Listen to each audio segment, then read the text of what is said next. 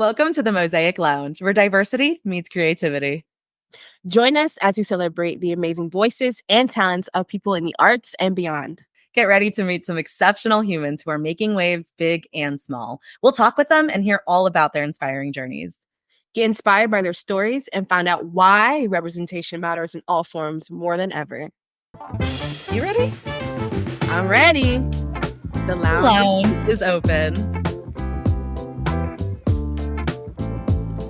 It's your girl Chynna J reporting to you live from the Melanin Mosaic Lounge, where today we are taking it back to when we interviewed Rodney of the 2024 WGI Champions Fusion Winterguard, and we're manifesting their fans, because I'm a big fan of them winning again the 2025 WGI Championships, because they are a group and a program built on culture and creativity, and that is what we're going to get into in the interview today. And I hope you guys can stick around to watch all of the great talks and the magic happen, and where we're headed as a performance ensemble in the world of color guard. Hello, everyone, and welcome to the Mosaic Lounge. It's your girl, Chynna J, and we're back with another interview. And today, guys, we have one of my favorite interviews yet with Rodney Thomas. Hello, Rodney. Hello. How are you today? How are you feeling? I feel good. You feel good? Yeah, it's Monday. Feel good today. Right. Starting fresh week, a little crazy, but I'm hoping it's a good week. Yeah. Okay, guys. And just so we know, just to, backtrack just a little bit, Rodney Thomas is the co-director of Fusion Winterguard. And this year, I don't want to spoil too much yet, but this year they blew us out the water. And he's also the creative director of Melanin Mosaic. And he was one of the influences of the name. So to start with our, icebreaker question, if you could have 3 influential figures at a dinner table with you, who would it be? I want to say probably Oprah Winfrey. Okay. Oh, yes. Oh man. Michael Jackson. Yeah. A third. I feel like shouldn't be someone that's in entertainment or anything, but wow. I don't know if I have a third. Oh, okay. Since you don't have a third, what'd you say? Is that blasphemy? No, it's okay. But we can counterbalance it by saying why would you have those figures at your dinner table? What would be the reason? Well, first Oprah Winfrey, because I mean, if I think back to her start as a news anchor and then becoming this philanthropist. Philanthropist. Her work that she does, to help people, and then there's the entertainment side. I think just becoming a mogul for so many different things, it's pretty inspiring. So that's why Oprah. Michael Jackson. Just in what we do and what I do with Fusion and the creative process for Melanin Mosaic, I think there's something to be said about understanding his mind and his process of how to create music and entertain and different ideas and being the first doing these things. I think that's definitely someone I would definitely want to have in my table. So yeah, those are my top 2. Period. I think those are great ones. And I love how you talked about the creative process. So my first question I would ask you would be what is your creative process as a creative director? What is your process or your way of thinking? Because everyone's different. I just want to know, because Fusion, that Winterguard show is so my mind, my heart, my ear, the audience trying to do the dance with you guys. It's what went on in your head? What was the process of it all? So the first thing I do want to say as a caveat is that we have an excellent design team at Fusion, and my role as co-director is simply to be able to provide the spaces and opportunities, and provide a space for opportunity for design orders and things like that. You know what I mean? Like my role mostly is administrative, but occasionally I get to do things like, especially with Melanin Mosaic, where I get to take, a concept or an idea and think about it so in depth, like, how do I want to feel watching this? It's first and foremost, you know what I mean? Like I always want people to feel something. And then the second part is able to be able to think. And I think one of the things I learned this season, and it was actually a very, very profound comment on a judge's tape on evaluation. It's like, you don't go to see, performances, whether it be a dance company or some kind of performance art or art galleries. You don't go there to be affected. You go there because you're interested. And I think that's the most important thing that has stuck with me the last, 4 months since, competing and going out and putting this product in front of people. Is like, you don't have to like something, but if you find interest, then whoever's producing it has done their job. It just has to be interesting. I don't like everything that I see, but I can appreciate if I can find interest. And whether it's something visual, something audio, like, just find interest. And that's the basis for being a creative director, is to create interest. So that's first. Okay, so speaking of interest, what started your interest in the color guard world, and how did you get to the color guard world and in the arts in general? Okay, so we're gonna go back all the way to probably 1995. Wow. Probably 11 years old, and I got started with my elementary marching band.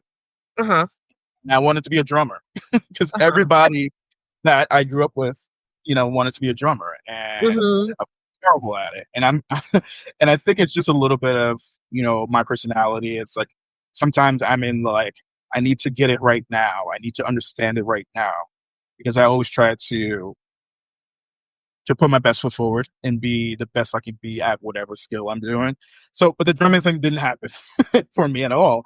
And then I picked up an instrument. I picked up a trumpet, and I was terrible at trumpet. And then I picked up a trombone, and I was okay. Now in retrospect, I was okay for the level that I was starting.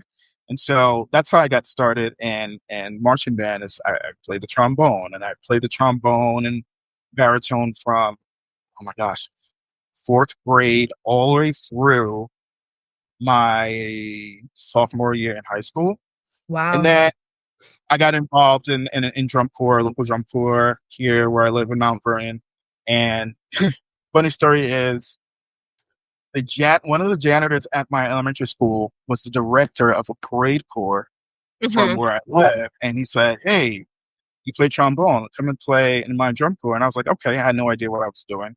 So I did that for a year, and then color guard took my interest because it just looked like so much fun. You know what I mean? Like, music was great, and I continued that through high school. But like, outside of, high school concert band and marching band, I did color guard in independent groups. So probably since late 1995, I've been involved in color guard all the way to now. So wow, that's basically how I started. Yeah. Wow, that's amazing. Like 1995, I wasn't even born yet. Like, now I'm too old. You're not old. No, I'm not even calling you old. It's just the fact that like color guard has been around that long, but it's insane. Because I'm like, I would consider myself like a newbie to the color guard world. Like, I'm like kind of fresh still, like about 10 years in since high school. Like, it feels like color guard has been around for centuries, and it has, but it's just so inspiring to see that people like have been involved for this long, like for a long time, and keeping the commitment and consistency. I love that. I'm considered probably young in the game, considering that, I get to work with people who've done it, in the 70s and 80s. You know what I mean? Right. Like, I was born in the 80s, and like they've already been like doing it since before then. So right. Yeah. Oh my gosh, I love like to look back on those like old school like Winterguard videos. Oh my god, I want to bring back that like aesthetic so bad. It's so good. It was just so like pure and just like not on brand. It was like good content because people were like really interested in creating and like just being different. I love it. I love it. I love it. I love it. I love it. I love it. And that's one thing I can say about Fusion. They were so different this year that like it was I enjoyed it so much. I was up there like it was insane. Okay, so my next question is, as a Black artist in the sport of the arts, what has been one of your biggest challenges and how did you overcome it? Oh man. I've been thinking about this for a little bit, and I think, you know, I hate to think that because of, you know, who I am and where I'm from, that there were opportunities that should have come a while ago.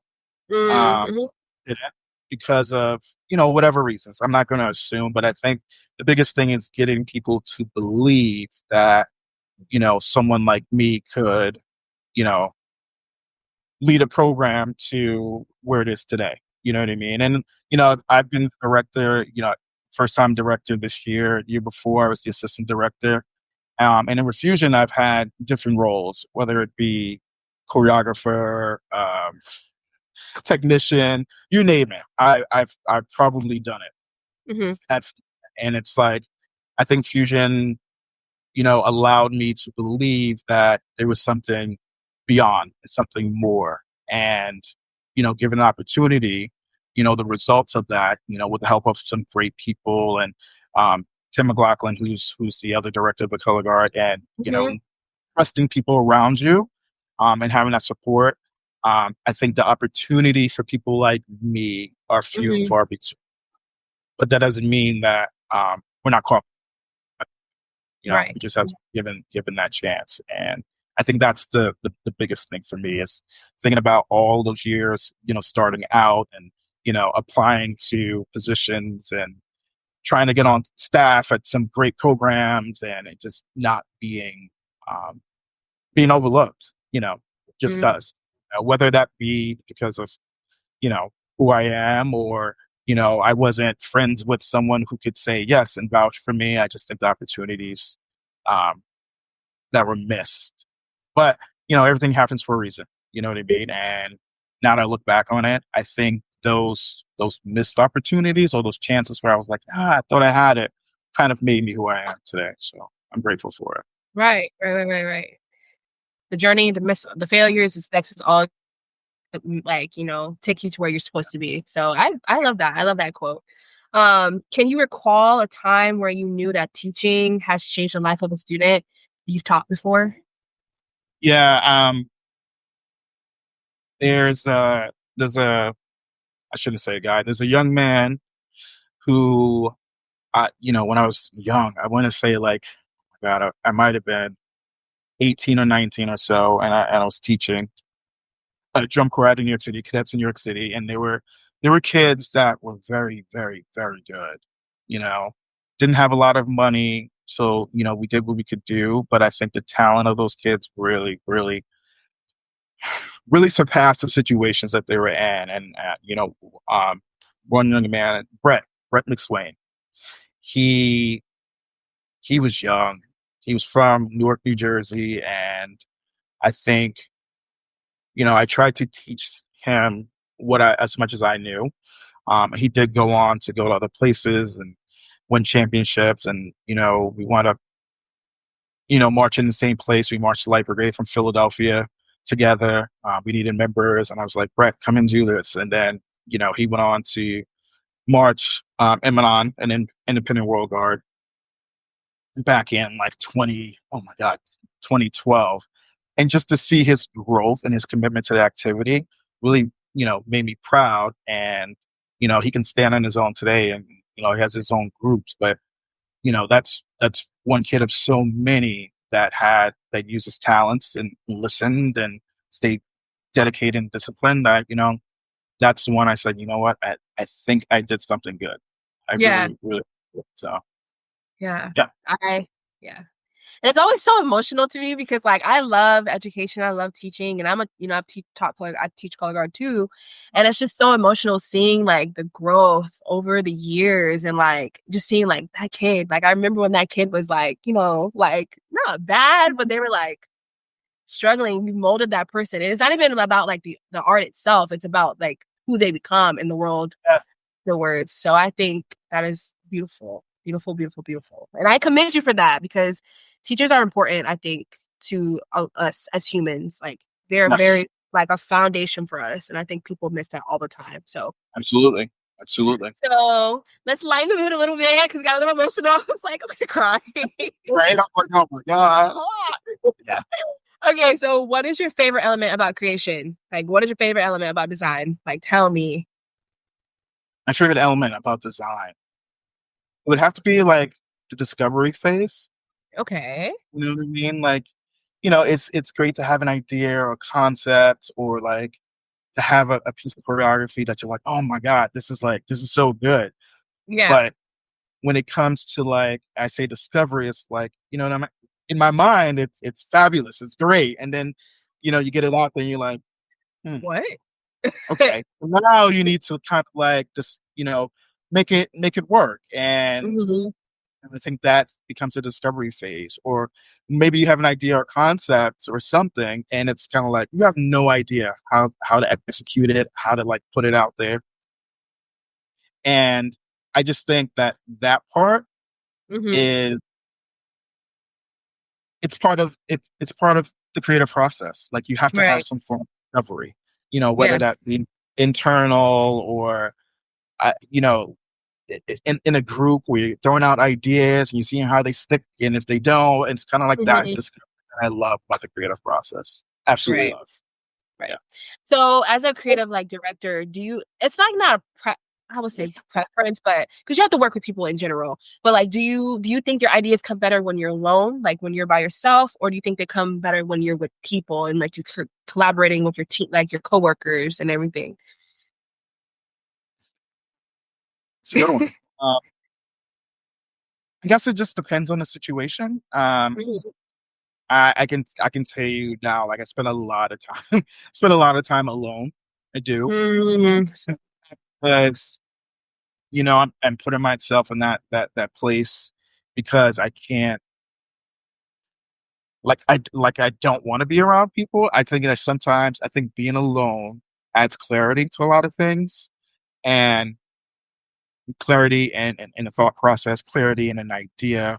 It allows me to develop more. And then I guess the other parts of that is after I go through that phase, I think, being able to get it out to people, whether that be on a design team or one-on-one with someone, I think that's the next part of the process after me wanting to be alone for a little bit.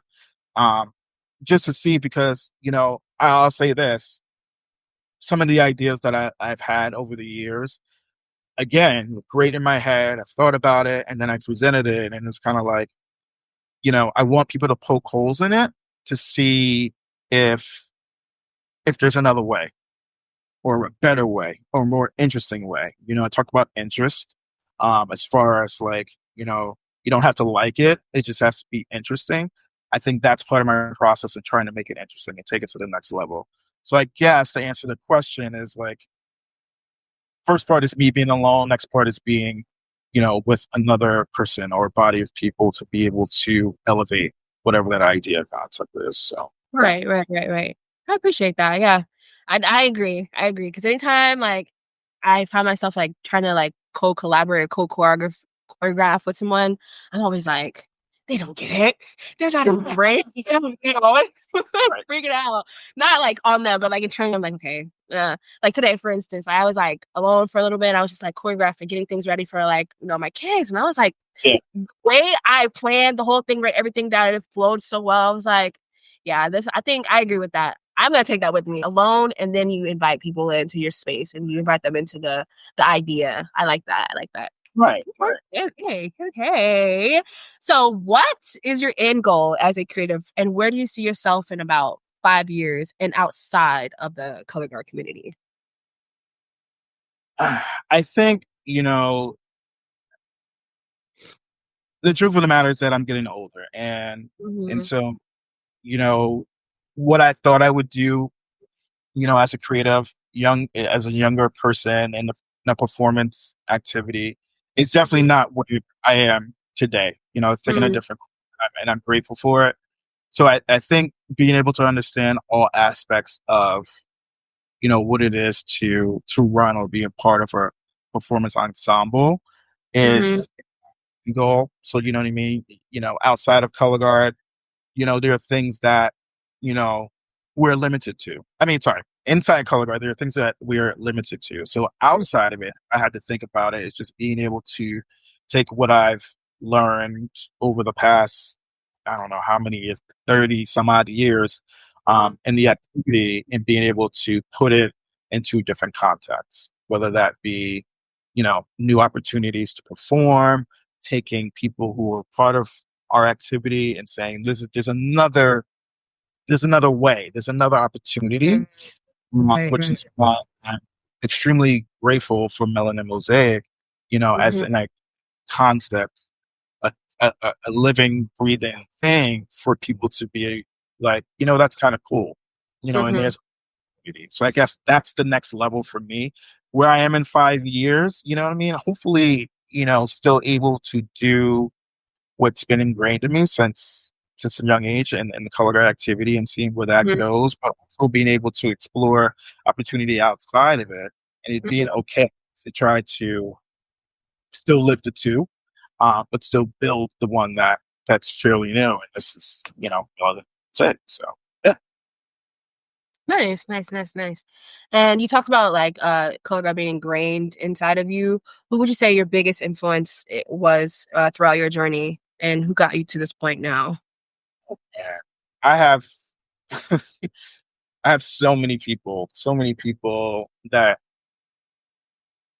have been extremely influential, whether it be like, my first instructors back when I first started.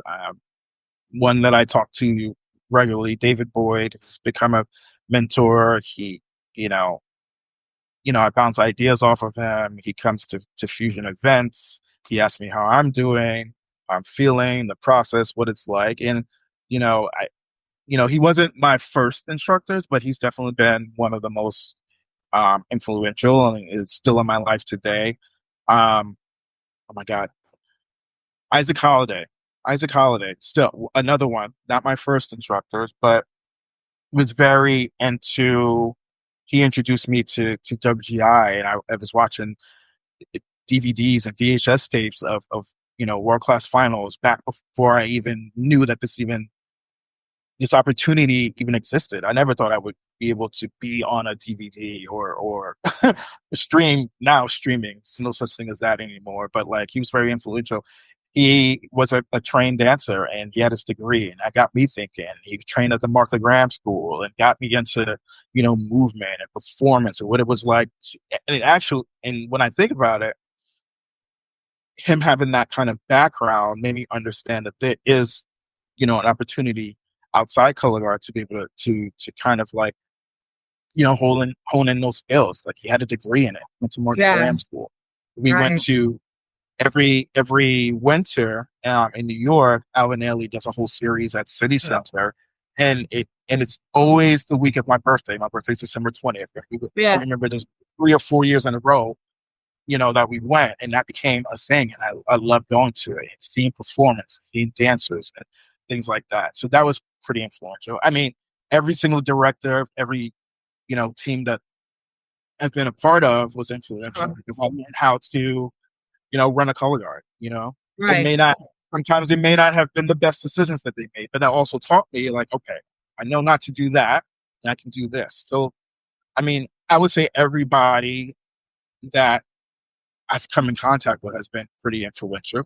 My best Right. friend, Jared Blight, biggest Yeah. supporter, always there, very opinionated. And although sometimes you might not want that opinion in the moment,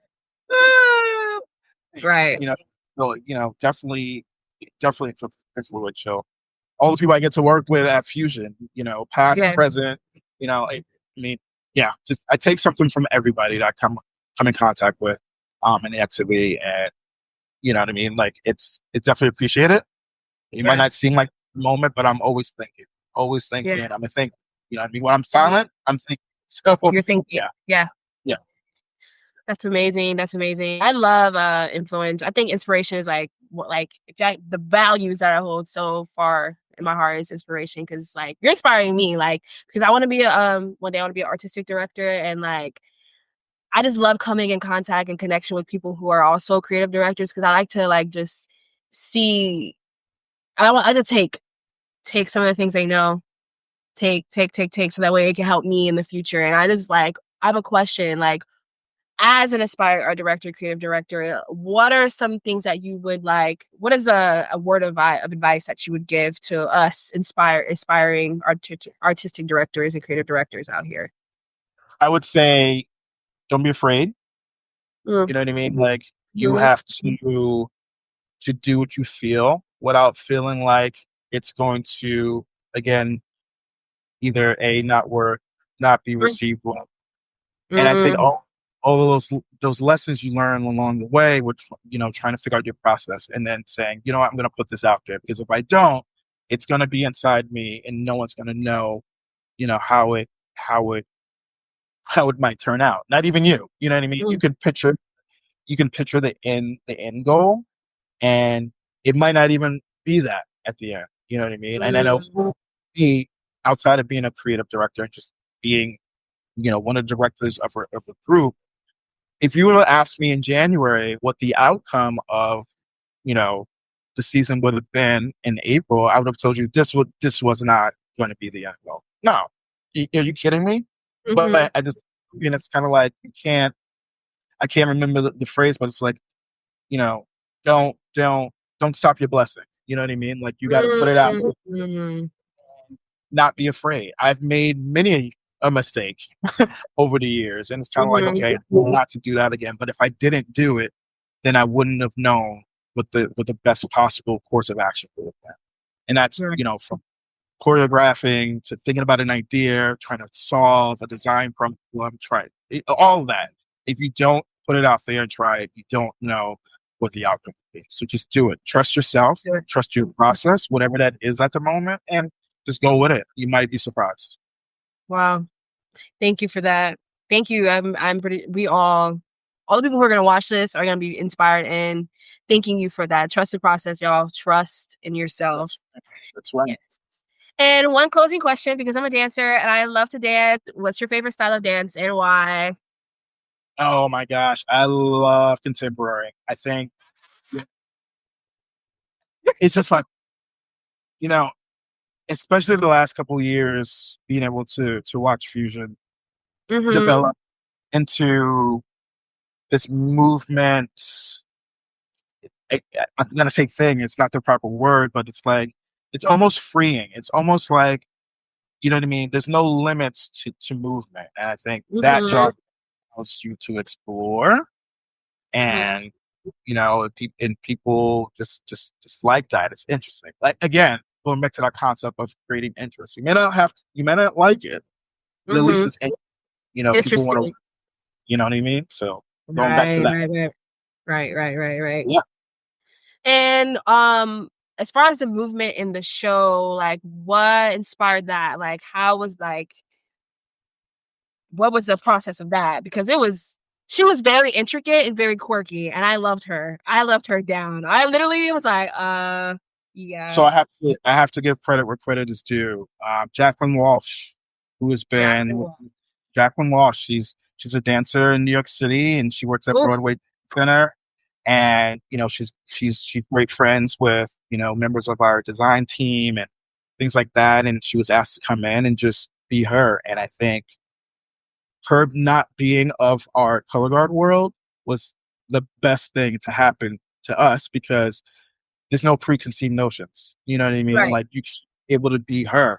Has she, seen color guard and what people do and try to incorporate some things just so that there's something to grab onto?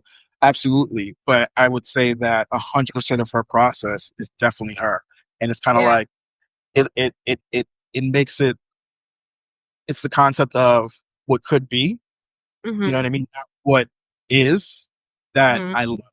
I'm grateful to her and her process. And I think she's affected a lot of things within the organization, not, just for her choreography, just her way of thinking and developing. A true creative. So hats off to Jacqueline Walsh and that, her process of just doing. That's what we took. So yeah. She did the thing. She did the damn thing. Yeah. It was like, how do you top last year? Like, or show the beat. And everyone's like, what are they gonna do next? And guess what? That was the next logical process, and it elevated. It's more like, a company rather than a color guard. And that's right. I love to see a heavy movement based like color guard. I feel like that is so, because it's different. Because we all know color guard dance. We all know like a nice chassé, sauté. Oh, we know that already. But like to see like the trajectory changing as we get into like a more movement based color guard is so love it. Okay, for real. Last question. What do you think will be the future of the activity as a whole? I think, it's interesting. I'm laughing because I think, especially the last 10 years or so, there's certain groups that get rewarded for, certain styles and things that they do, and then it becomes a thing. And I think the last couple years, this year included, I think if you don't kind of create a sort of movement identity for yourself, I think it's easy to maybe get overlooked. You know what I mean? So I think the next natural evolution in the activity would be to like really think about those special moments, using your body and how that, communicates to the audience and how it's incorporated into the show. I think that's the next level in what we do.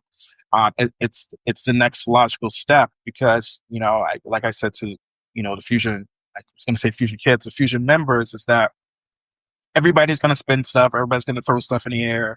Everybody's going to try to move around a little bit and kind of make it interesting. But what is that one thing that'll set you apart? And it's definitely your performance and definitely your movement and how you affect people with your body. Because if nothing else, when that stuff is out of your hands, like how do you communicate, on the floor, and it's definitely movement. So I think the next revolution is people get really, really, really involved in their process of movement and how the body is incorporated into the show. So right. I'm so happy somebody like is seeing that as well, because like dance is like basically that choreography written on your feet. Like it's just like creating shapes and a language. And I'm so happy someone else sees what I'm seeing as well. Like we have to elevate, you know what I'm saying? So, well, thank you, Rodney, for your time today. I'm so grateful and so blessed to have talked to you and, picked your brain a little bit and got inside of the mastermind. And I cannot wait to see what is next for you and what Fusion might have and all of the things that, God may bless you with. So I'm so grateful for your time today. And I thank you so, so, so much. And I hope you guys have a great day. Tune in, stay locked in to Melanin Mosaic Lounge. We are going to go crazy this year, and I can't wait to see what's in store. Man, thank you for having me. Thank you. You're welcome. Bye. Bye-bye. If you liked that, check out more at Melanin Mosaic PE on Instagram and YouTube, or head to our website, melaninmosaicpe.com. You can find me at tori.farias on Instagram and TikTok. And you can find me at _Chynna J on Instagram and Chai J Mills on TikTok. Closing the lounge for the night. See y'all next time. See ya.